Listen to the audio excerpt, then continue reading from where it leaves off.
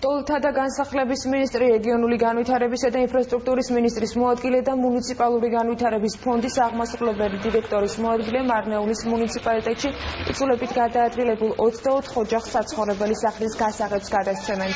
სამინისტროს ინფორმაციით, დევნილებისათვის სახლების გადაცემის პროცესი აქტიურად გრძელდება.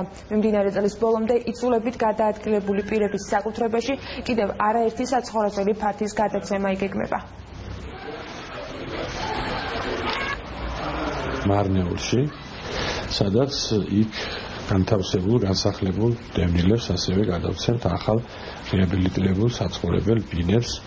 აქ უკვე 24 ოჯახია. კრიტერიუმები ყველგან ერთი და იგივეა მთელი ქვეყნის მასშტაბით. ეს არის რომ ყველაზე ვარჩევთ უფრო მძიმეს. ანუ პირველ რიგში ვაძლევთ თუ გვაქვს მაგალითად პირობითად 10 ბინა და გვაქვს 100 ოჯახი მსურველი, მაშინ ამ 100-დან ჩვენ უნდა გამოვარჩიოთ პირველი 10 თავიანთი მდგომარეობის ხარისხის სიმძიმის მიხედვით. ეს უკვე მეხუთე ღონისძიებაა წლის განმავლობაში ბინების გადაცემის და საერთო ჯამში ასობით ბინა არის, რომელიც გადაცემულია და გადაცემის პროცესშია.